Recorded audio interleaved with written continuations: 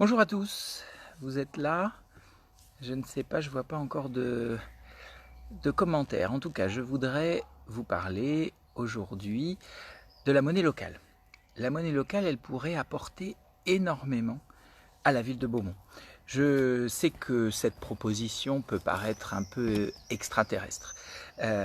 J'ai pas mal travaillé le programme avec mes amis de Beaumont en commun et nous avons regardé tout simplement ailleurs les bonnes idées, ce qui se faisait pour transformer une ville, pour sauver une ville de taille comparable éventuellement et qui avait ou qui était confrontée aux mêmes problématiques que Beaumont. Le concept de ce live, c'est en fait que je vous présente une option forte de notre programme, l'introduction d'une monnaie locale à Beaumont, et que vous puissiez commenter, poser des questions. Normalement, j'aurai accès à vos commentaires euh, et, euh, et je pourrai y répondre. Il y aura aussi, je le signale, un autre live demain soir sur la question des déchets à Beaumont-sur-Oise. Question des déchets parce que bien sûr il y a une multiplication de dépôts sauvages et que ce sujet, vous m'avez interpellé pas mal sur ce sujet, j'ai été interpellé en toute logique sur ce sujet et c'est vraiment un problème. Mais ce soir, c'est la monnaie locale. Alors, on ne sera pas très long.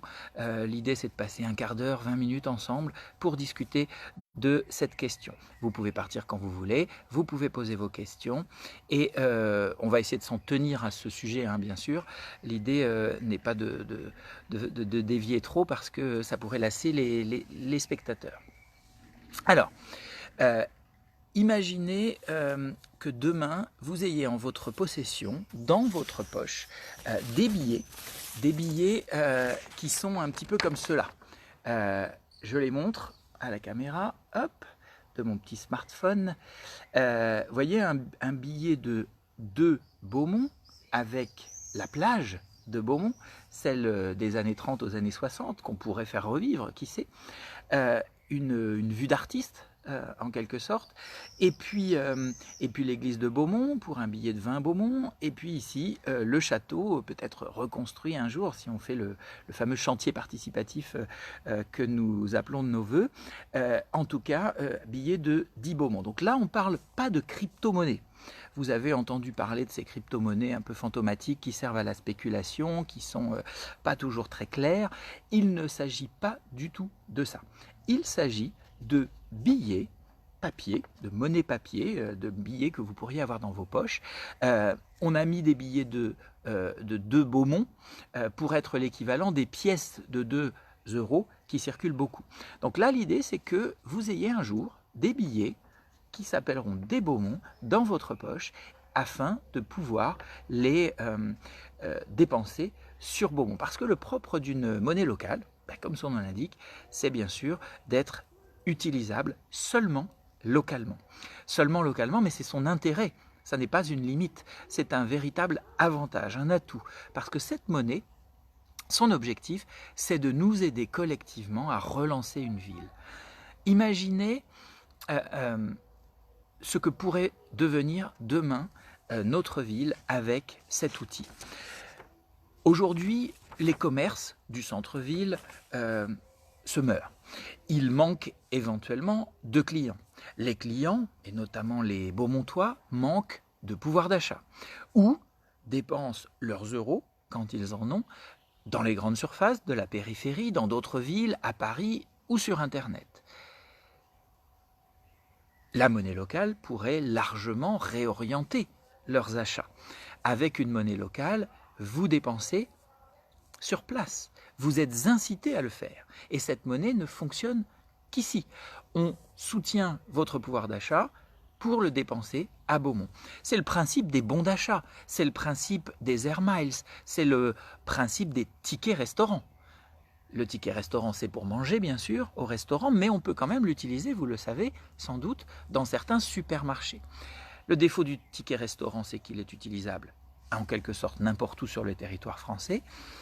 La différence avec une monnaie locale, c'est que celle-ci n'est utilisable que localement dans votre ville. Ah, je disais que les commerçants manquaient de clients, que les clients manquaient de pouvoir d'achat, ça ne va pas s'arranger. Ça ne va pas s'arranger parce qu'avec le Covid, vous le savez, la crise sanitaire va se mettre en crise économique. On s'attend à 20% de chômeurs. 20% de chômeurs et des travailleurs précarisés. C'était déjà une tendance depuis assez longtemps, puisqu'on n'embauche quasiment plus qu'en CDD, voire en intérim. La crise du Covid va multiplier les situations difficiles pour les Français, les Européens et bien ailleurs, et donc pour les Beaumontois. Il faudra soutenir le pouvoir d'achat de nos concitoyens, de nos concitoyennes, si nous voulons qu'elles puissent continuer de consommer, d'abord évidemment de vivre dignement, mais secondairement de consommer, et donc de soutenir le chiffre d'affaires de nos commerçants. Alors on pourra me répondre que bien sûr, nous manquons d'offres. Il n'y a pas assez de choix, il n'y a pas assez de magasins aujourd'hui dans notre ville. Elle souffre comme la plupart des villes moyennes. Beaumont, c'est quasiment 10 000 habitants. Elle souffre de la raréfaction des commerces, de la fermeture des commerces, pour des raisons que j'ai dit. Le fait qu'on achète ailleurs ou qu'on manque d'argent pour continuer de consommer. Les comportements déviants. Là aussi, vous êtes régulièrement enquiquinés par des comportements incivils. Par exemple, et j'en parlerai demain soir dans le prochain live, 20h30, pareil, les déchets, les dépôts sauvages, notamment de déchets, qui se multiplient, vous l'avez sans doute remarqué, et si vous suivez notre page, vous avez vu les témoignages photographiques quotidiens que nous ramenons avec mon camarade Frédéric Pierre, avec d'autres de Beaumont en commun, les habitants qui nous les signalent, et moi-même, de nos promenades et de nos explorations dans Beaumont. Ces comportements incivils, des gens qui se débarrassent comme des malpropres de leurs déchets, il faut les sanctionner. Bien sûr, c'est d'abord un comportement incivil qui mérite sanction et nous avons montré dans nos balades qu'il était assez facile de repérer les coupables. Mais plus fondamentalement, si on incitait ces gens à changer, à passer d'un comportement vicieux à un comportement vertueux, un comportement déviant à un comportement vertueux, en les motivant par de l'argent qui leur serait donné en échange du fait qu'ils amèneraient leurs déchets à tel endroit, bien trié, etc. C'est le principe des consignes autrefois. Eh bien, si cet argent que l'on donnerait maintenant pour rémunérer les comportements vertueux, en ne comptant pas simplement sur le fait que les gens vont faire l'effort d'aller à la déchetterie, l'effort de charger leur véhicule, l'effort de trouver un véhicule s'ils n'en ont pas pour emmener leurs encombrants ou leurs déchets. Là maintenant, on valoriserait leurs déchets. Les déchets, ils ont une valeur. Vous le savez, les entreprises auxquelles nos collectivités sous-traitent la gestion de nos déchets et leur recyclage, réalisent des fortunes en fait. Donc ces déchets, par exemple vos déchets verts, les restes de vos repas comme les déchets issus du jardinage, etc., eh bien, ils ont une valeur. Ça peut devenir tout simplement du compost. On n'a pas besoin de les emmener très loin pour faire du compost et les utiliser sur nos espaces verts. On pourrait vous rémunérer pour nous ramener à notre collectivité, nous ramener vos déchets verts. Et l'on vous rémunérerait, bien sûr, en monnaie locale, de sorte que vous seriez un peu plus riche, nettement plus vertueux, et vous nous feriez gagner beaucoup d'argent. Parce que les comportements incivils ont un coût qui est pris en charge par la collectivité. Si maintenant on incite bien davantage les gens à se comporter de manière vertueuse, eh bien finalement l'argent avec lequel on les incite ne serait qu'un retour une restitution en quelque sorte de ces impôts économisés grâce à la multiplication des comportements vertueux. On pourrait donner simplement des euros, ça se fait pour encourager d'autres comportements vertueux. Sauf que ces euros, vous pourriez les dépenser sur le web, à Paris, dans les villes alentours ou dans les grandes surfaces. Si l'on vous donnait au contraire de la monnaie locale, les futurs Beaumont, vous les dépenseriez dans les commerces de la ville et auprès des artisans de notre ville. Votre coiffeur serait désormais beaumontois s'il ne l'était pas. Peut-être que votre compagnie d'assurance serait beaumontoise. Votre artisan, plombier, chauffagiste, électricien, couvreur, etc. Les jardiniers intervenant ou les élagueurs intervenant dans votre jardin seraient désormais beaumontois. En tout cas, vous seriez incité, vous ne seriez en aucune manière forcé, bien sûr. Vous auriez toujours vos euros issus de vos salaires, de vos revenus divers, mais ces euros que vous pourriez dépenser ailleurs seront complétés par des Beaumont que vous ne pourriez dépenser qu'à Beaumont. Alors on pourrait se dire, oh là là, c'est un coût. Je viens de dire que sur le seul exemple de la gestion de nos encombrants et de nos déchets, encourager des comportements vertueux nous ferait réduire le coût collectif de la prise en charge des dépôts sauvages, des encombrants, des poubelles en général. Il y aurait une réutilisation d'une partie de nos déchets, etc. etc. On ne ferait donc, en rémunérant les gens au comportement vertueux, que leur restituer une partie de cet impôt, de ces économies par exemple, réalisées grâce à leur comportement vertueux. Donc une partie de leurs impôts leur serait restituée, mais en monnaie locale, ce qui évidemment nourrirait le chiffre d'affaires de nos artisans, de nos petites entreprises, de nos auto-entrepreneurs aussi, ne les oublions pas. Esthéticiens à domicile, conseil, coach, appui juridique, avocat éventuellement. Nous avons toutes ces richesses, toutes ces ressources, ressources humaines, sur Beaumont. Donc, vous seriez davantage encore incité à orienter ou réorienter une partie, et une partie seulement, de vos achats, du recours à des artisans vers Beaumont. Ce qui évidemment se traduirait par le soutien aux commerçants existants, la venue de nouveaux commerçants, des nouveaux commerçants attirés par ce qu'on appelle en économie une clientèle captive. Vous ne seriez pas captif, évidemment, puisque vous continuez d'avoir des euros qui vous permettent de dépenser partout sur le territoire national et même au-delà. Mais vous seriez maintenant plus riche parce que doté de ces équivalents d'euros que seront les Beaumont, ils vaudront un billet de 10 Beaumont vaudra 10 euros. Ce n'est pas la banque nécessairement la garante, c'est la mairie qui agira à la manière d'une... Je ne vois pas en fait vos commentaires, je ne sais pas pourquoi, parce que je sais qu'il y en a, mais je ne sais pas pourquoi, je vois comment je peux moi en ajouter, mais d'accord, je vais, voilà, j'ai trouvé une solution.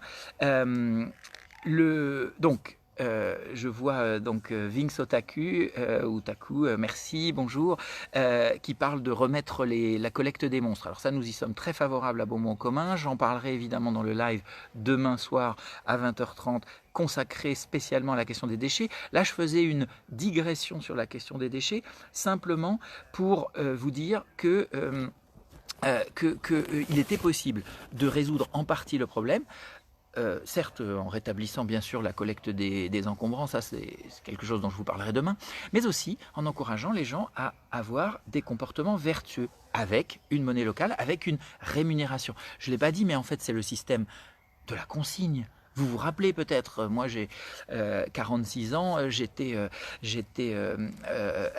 une dizaine d'années quand il y avait encore les consignes sur les bouteilles en verre. Et nous étions avec quelques copains à nous amuser à faire les poubelles pour ramasser ces bouteilles et gagner 3 sous auprès du supermarché local qui nous rendait cette part de consigne et qui nous permettait bien sûr de consommer. Aujourd'hui, si l'on systématisait le système, le principe de la consigne, mais en monnaie locale, nous serions tous un peu plus riches, tous un peu plus vertueux, le coût des incivilités s'en trouverait réduit et notre économie locale, ces artisans, ces commerçants, ces auto-entrepreneurs s'en porteraient nettement bien. Alors je dis bonjour aussi à Ali Kouri. Comment éviter les risques de fraude liés à cette monnaie locale? Excellente question.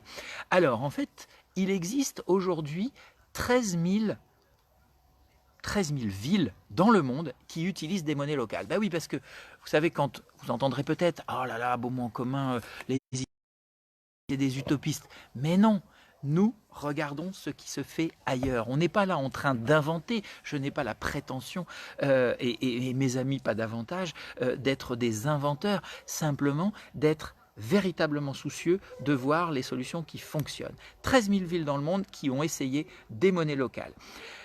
En France, il en existe un certain nombre. Alors, je vais vous dire en Europe ce qui marche parce que quelques-unes sont particulièrement efficaces et je répondrai à Ali Khoury et sa question sur la sécurité d'impression.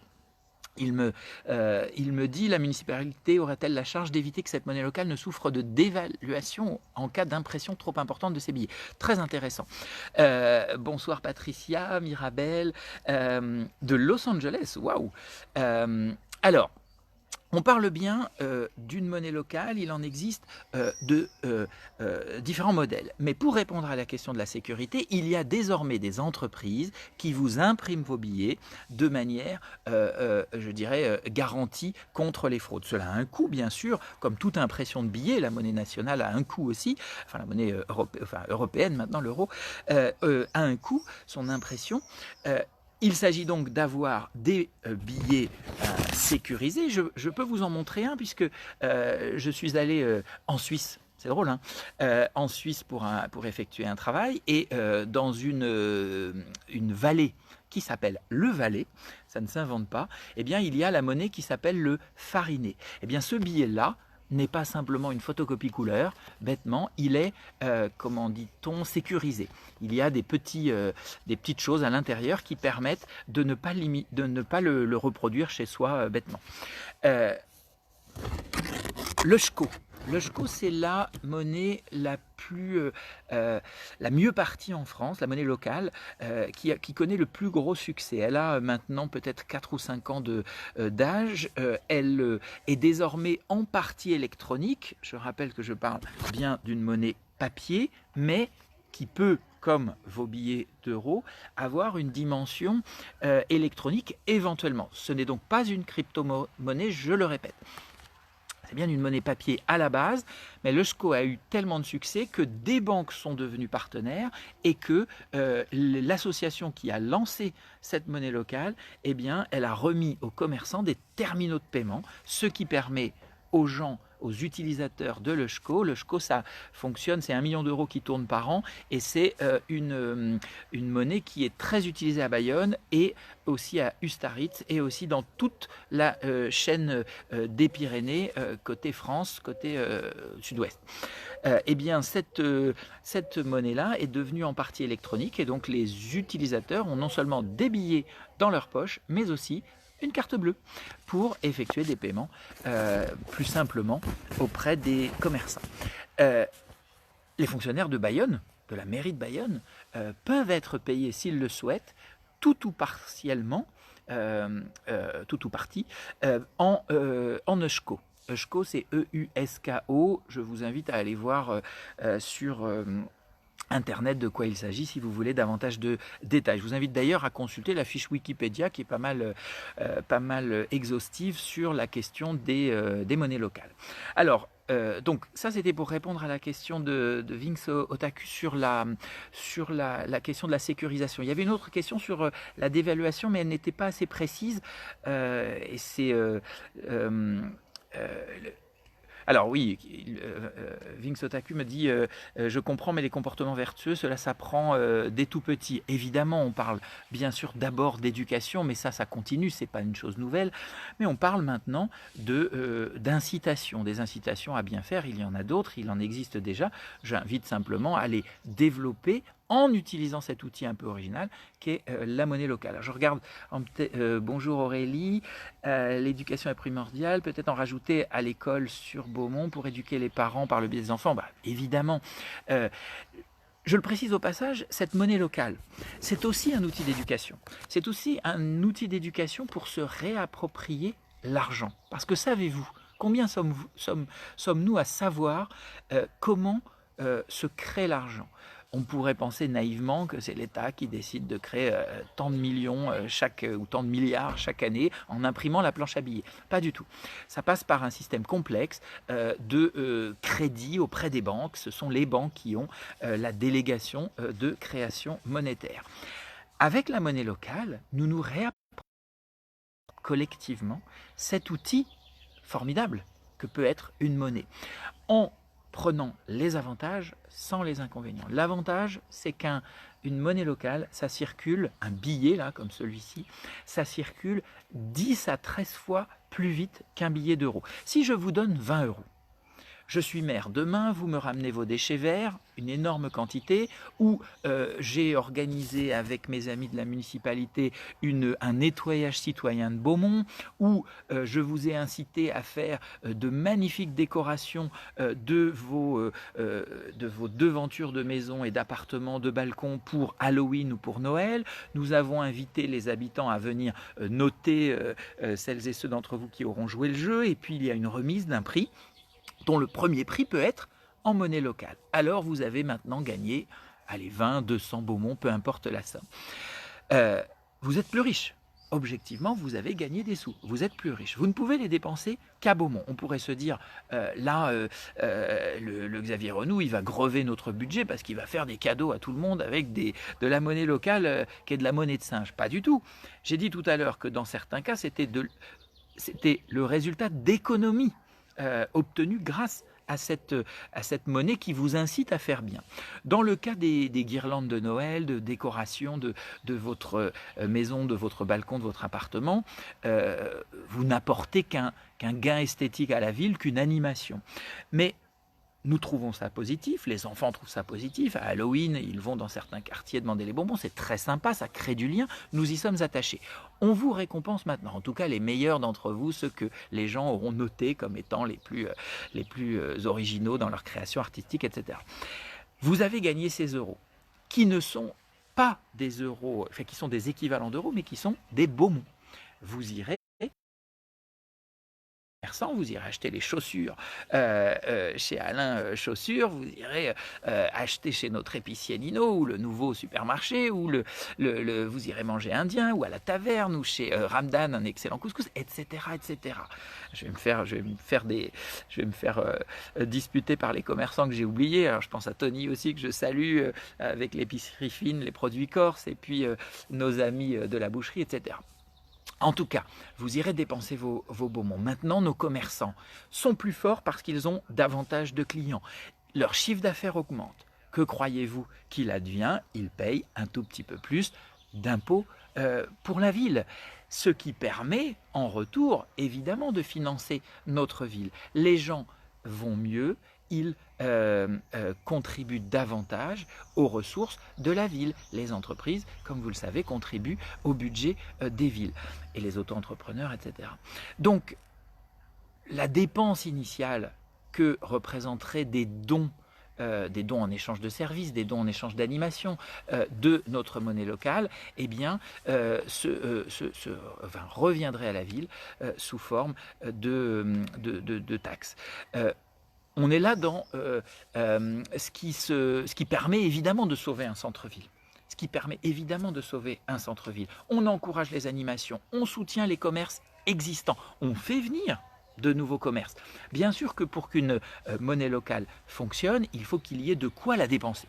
Si vous n'avez que chaussures, coiffeurs et un sandwich kebab à dépenser, une fois que vous avez, et le pain bien sûr, une fois, je salue d'ailleurs nos boulangers, je les ai oubliés tout à l'heure, eh bien évidemment, vous êtes frustré, une partie de vos Beaumont. Et puis s'il n'y a qu'un commerce qui offre un seul type de produit, effectivement, vous êtes un peu perdant en termes de choix. Le but du jeu, c'est qu'assez vite, l'offre commerciale augmente.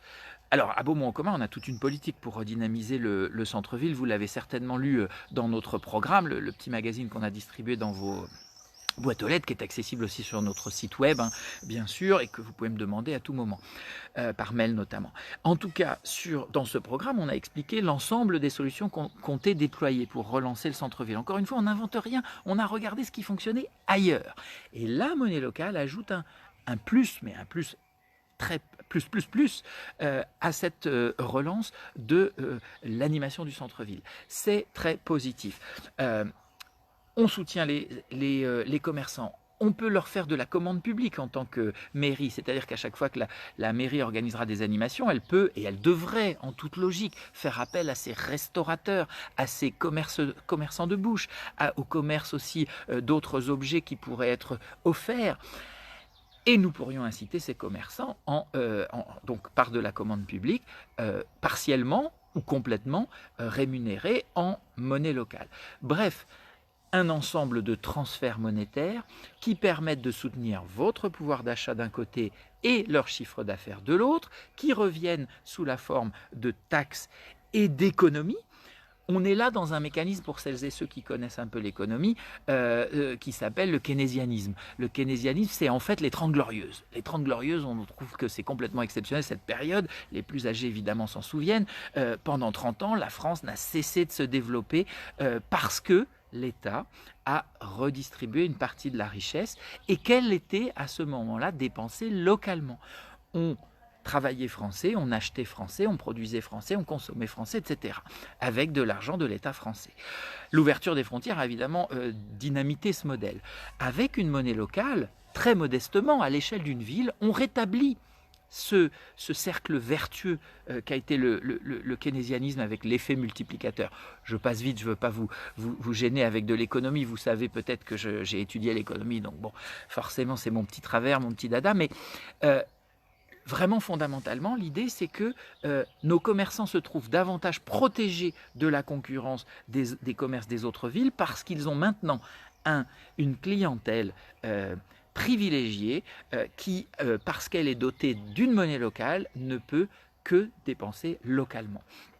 Le château, vous savez, nous l'avons aussi intégré à notre programme. Nous avons aujourd'hui une ruine qui fut autrefois glorieuse, n'est aujourd'hui qu'une ruine, à laquelle nous n'avons même plus accès, qui pourrait être très utilement et à peu de frais à travers un chantier participatif sur le modèle de Guédelon en Bourgogne, où on a créé à partir de rien, et nous on part de moins loin je dirais, avec des bénévoles et progressivement avec des salariés, puisqu'il y a eu des rentrées d'argent du fait du tourisme, un château.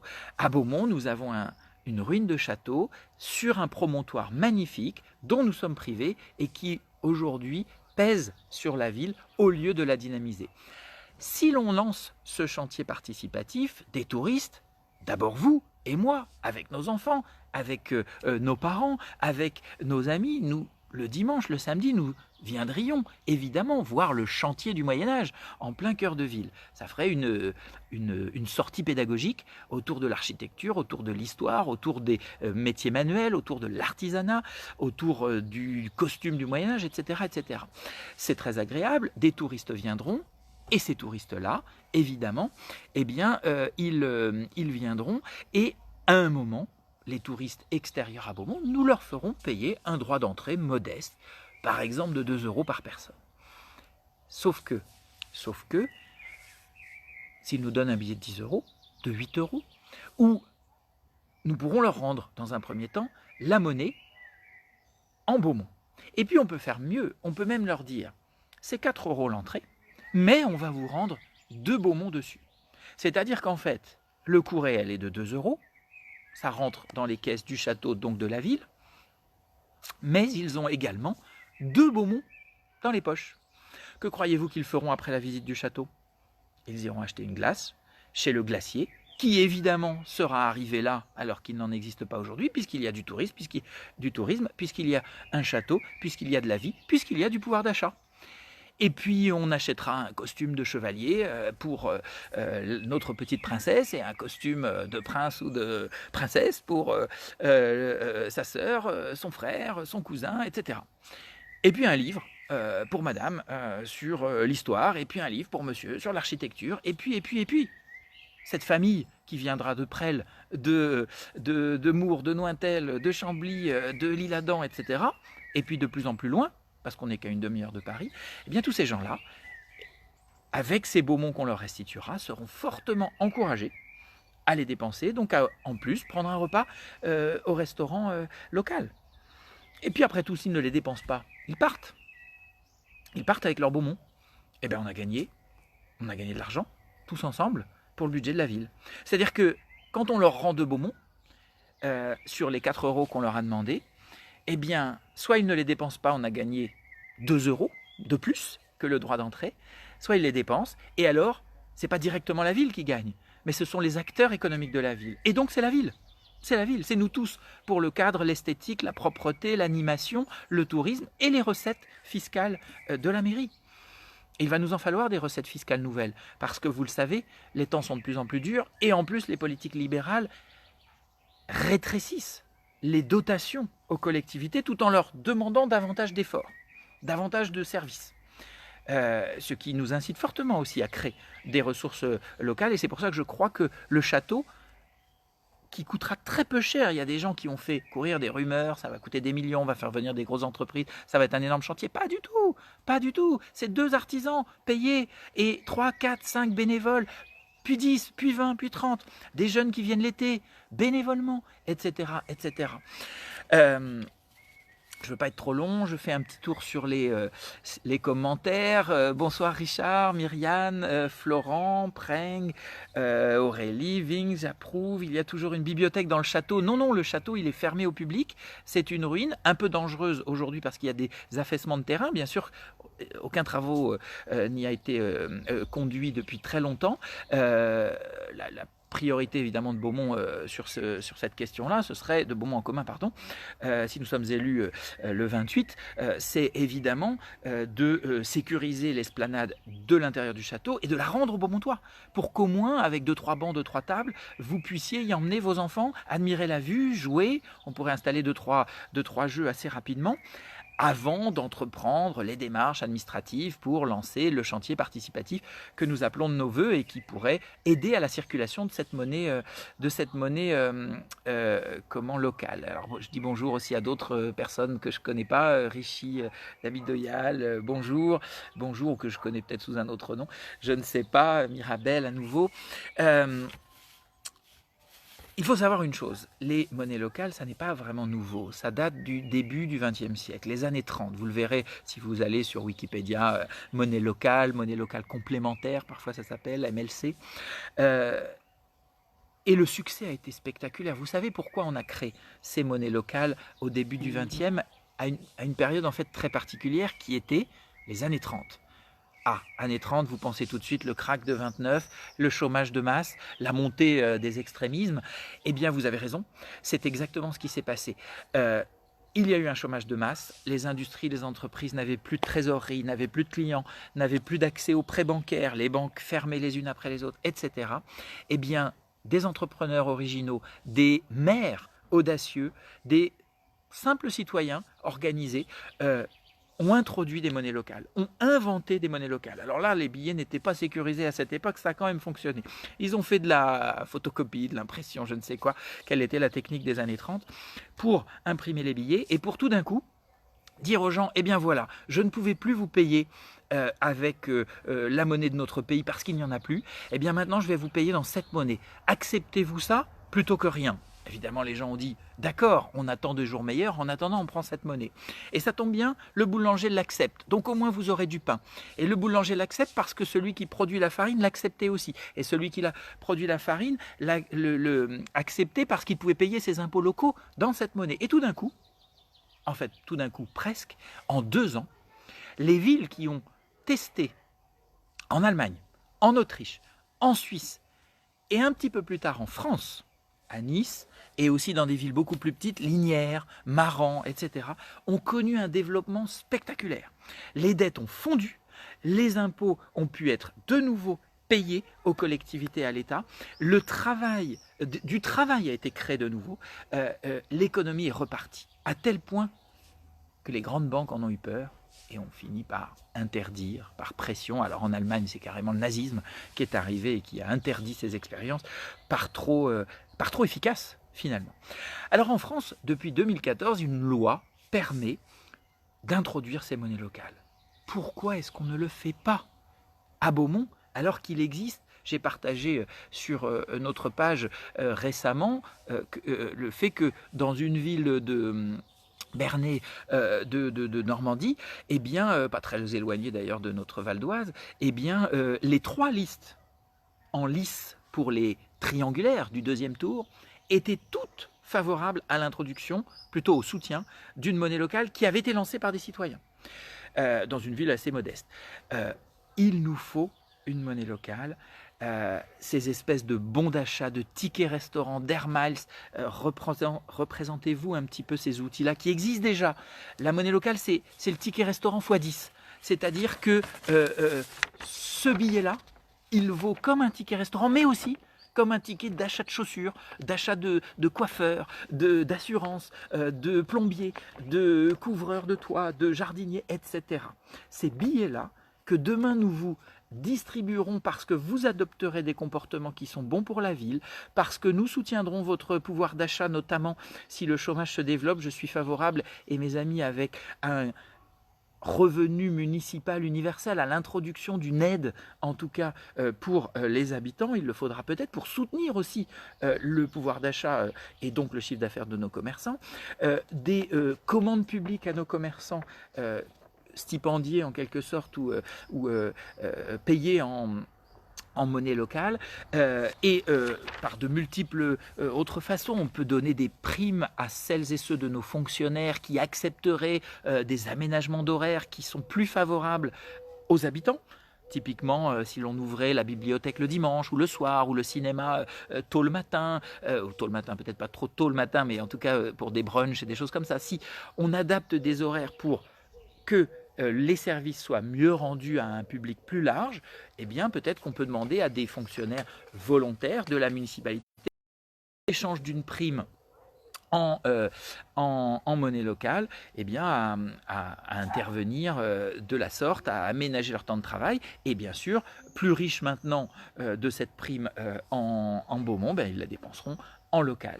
Alors, si vous avez des questions, n'hésitez pas, parce que je ne veux pas vous retenir toute cette belle soirée de début d'été.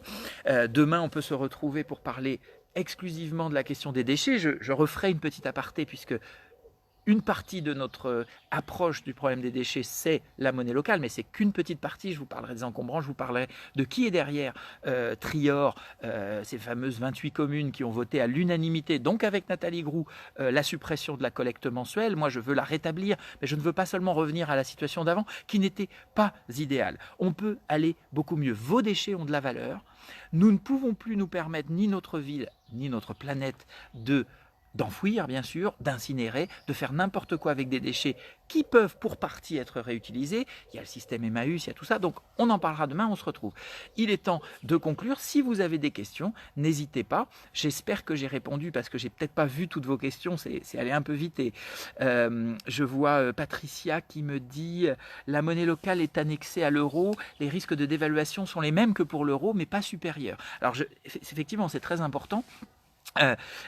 Et d'ailleurs de dire que comptablement, pour le boucher, l'épicier, le boulanger qui acceptera, ou le plombier qui accepteront demain, le chauffeur aussi, etc., vos Beaumont, c'est une opération neutre comptablement, puisqu'ils inscrivent sur leur rapport comptable des euros, puisque 10 Beaumont valent 10 euros. Encore une fois, c'est pas de la crypto-monnaie, c'est un billet comme celui-ci qui vient de Suisse, parce que j'ai eu la chance d'aller travailler dans cette ville, donc ils m'en ont offert, ils savaient que j'étais très attaché à ça. Patricia me dit, il s'agit, comme le disait Xavier, plutôt d'un bon d'achat que d'une monnaie réelle au sens strict. Alors c'est un peu des deux, C'est-à-dire qu'il y a quelques fonctions qu'on perd de la monnaie, mais c'est pas forcément les plus agréables ou les plus intéressantes, la spéculation par exemple. On a toujours la réserve de valeur, c'est-à-dire que tant que la mairie se porte garante, et elle se portera garante évidemment parce que la loi l'y oblige, de vos billets, eh bien si vous les ramenez dans 10 ans, ils vaudront toujours la même valeur. Donc cette réserve de valeur qui est une des fonctions de la monnaie, elle vaudra. Et c'est aussi bien sûr la fonction de facilitateur d'échange. Le ticket restaurant est normalement un peu plus limité, les Air Miles, les je sais pas quoi, les bons Total, tout ça, ce sont des sous-versions de monnaie. Une monnaie locale, elle permet d'être acceptée par toutes celles et ceux qui veulent bien l'accepter. Et toutes celles et ceux, je pense aux acteurs, aux actrices économiques de notre ville, auront intérêt à l'accepter. Qui dira non alors qu'elle lui est garantie par la mairie? C'est quelque chose que je n'ai pas précisé d'ailleurs. La mairie vous donne des Beaumont, vous les dépensez. Pourquoi est-ce que votre boulanger l'accepte? Parce qu'il peut, lui, la reconvertir en euros. C'est une information importante, j'aurais peut-être dû commencer par là. C'est ça le cercle vertueux, c'est que le commerçant l'accepte parce que il peut à tout moment la reconvertir en euros. Parce que bien sûr, il a toujours des salaires à payer en euros, des impôts à payer en euros, des loyers à payer en euros, etc. Tout le travail d'une mairie, comme la nôtre, si nous sommes élus le 28 avec Beaumont en commun, sera de tenter de convaincre les fournisseurs, les interlocuteurs, les partenaires économiques de nos artisans, de nos commerçants, d'accepter à leur tour la monnaie locale. Le but du jeu, en fait, c'est qu'elle circule le plus possible sans être reconvertie en euros. Si elle est reconvertie en euros, eh bien, on a soutenu le pouvoir d'achat, on a soutenu le chiffre d'affaires, c'est déjà bien, on a dynamisé l'économie locale. De circuler sans plus jamais redevenir des euros, alors là, c'est le jackpot pour la ville. Parce que le problème de l'euro, si je vous donne 20 euros, j'avais commencé mon raisonnement tout à l'heure et puis je crois que je me suis interrompu. Si je vous donne 20 euros, ces 20 euros, vous allez les dépenser, ou peut-être 2 euros dans votre pain à Beaumont parce que vous restez fidèle à nos boulangers, mais le reste, vous allez probablement le dépenser à Paris, à Chambly, au marché de l'Isle-Adam ou de Persan, etc. Ces euros-là, des commerçants vont les recevoir, des artisans, des entreprises. Assez vite, ces gens-là vont les réutiliser ou les déposer à la banque et vos euros vont quitter la région, quitter la ville d'abord, mais quitter la région ensuite, voire quitter le pays et voire quitter l'économie réelle. C'est-à-dire qu'ils vont passer dans la finance. Aujourd'hui, une grosse partie des euros que nous dépensons finissent dans cette énorme bulle spéculative qui est la finance, de l'écriture, comme ça, sur des ordinateurs, des comptes, etc., qui ne correspondent pas à l'économie réelle, c'est-à-dire, même si ça a un impact, c'est pas complètement détaché, bien sûr, loin de là et malheureusement, mais ça ne correspond pas à un échange de biens et services. La monnaie locale, pas possible qu'elle soit spéculée, qu'elle soit un outil de spéculation, pas possible qu'elle quitte le territoire. Elle n'est pas acceptée ailleurs. On peut élargir le territoire. Une fois que ça commence à tourner à Beaumont, pourquoi ne pas élargir après l'Amour, à Nointel, voire à Persan, pour élargir l'offre, pour faire une vraie politique de territoire, d'intercommunalité? Peut-être. On y réfléchira ensemble. Il faut déjà la lancer sur Beaumont. Je regarde vite fait, je ne veux pas avoir oublié, je ne veux pas frustrer Aurélie qui parlait de l'éducation. Voilà. Preng, est-ce qu'il y a eu un impact par rapport au Covid sur la participation des électeurs de Beaumont? Alors, j'ai dit aujourd'hui, enfin tout à l'heure, que je ne parlerai dans ce live que de monnaie locale. Alors, j'hésite à faire cette petite aparté, je crois qu'il faut couper. Sachez en tout cas que beaucoup de gens se sont abstenus au premier tour, que nous avons donc toutes nos chances, vraiment toutes nos chances, de gagner au deuxième tour, le dimanche qui vient, le 28 juin. Organisez-vous, prenez vos précautions. Il est encore temps de faire des procurations à la gendarmerie de Persan, mais il faut vous dépêcher. Ça commence à presser. Nous pouvons vous aider en vous indiquant des électeurs qui voteront Beaumont en commun, qui voteront pour ce projet de monnaie locale et pour tous les autres belles choses qui marchent ailleurs et qu'on voudrait faire marcher à Beaumont. Rendez-vous aussi... Ah oui, Vince Otaku, cette monnaie serait top pour le cinéma de Beaumont Palace. Bien sûr. On a cet outil formidable aussi qui est ce Beaumont Palace. On est tous frustrés de ne plus pouvoir y aller depuis quelque temps. Mais là, il rouvre ce mercredi. On pourrait le dynamiser, on pourrait faire des grandes choses avec, et avec la monnaie locale, inciter davantage de gens à s'y rendre, bien sûr. On avait aussi un projet de navette, comme vous l'avez vu, on a un projet de navette gratuite pour circuler dans Beaumont. Enfin, il y a plein d'autres choses. On a essayé de penser le développement de notre ville de manière cohérente, c'est-à-dire sans oublier personne, ni les pauvres, ni les riches, je caricature bien sûr, ni le centre-ville, ni la périphérie, ni l'écologie, ni le développement économique, et ni la culture, bien sûr, et ni le commerce. Et nos mesures s'auto-alimentent les unes les autres. C'est ça qui est très important. Les autres vous proposent du saupoudrage. Un petit peu de ceci, un peu de bon d'achat de là, un peu...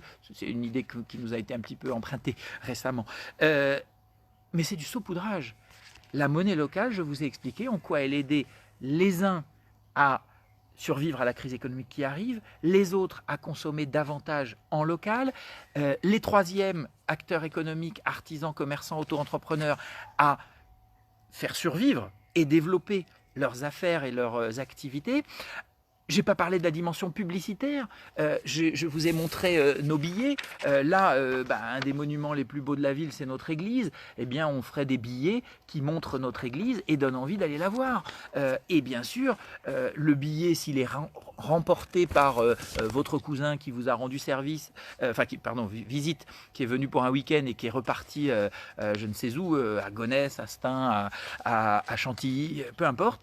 Eh bien, il a maintenant un tract publicitaire qui en plus vaut de l'argent à Beaumont, qui donc l'incite fortement à revenir, parce que c'est quand même dommage de perdre 2 euros, 10 euros, 20 euros si vous avez récupéré 20 Beaumont, 10 Beaumont ou 2 Beaumont, et qui aussi est un joli billet qui donne envie de visiter notre ville.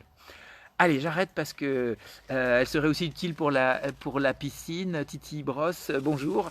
Alors, en conclusion, n'ayez pas peur des imbéciles, des idiots et des malhonnêtes qui vous disent que c'est utopique, que non. 13 000 villes dans le monde utilisent ça. 1 million d'euros juste pour l'Eusko, la monnaie locale complémentaire en France la plus élaborée, la plus développée. Mais il y en a plus.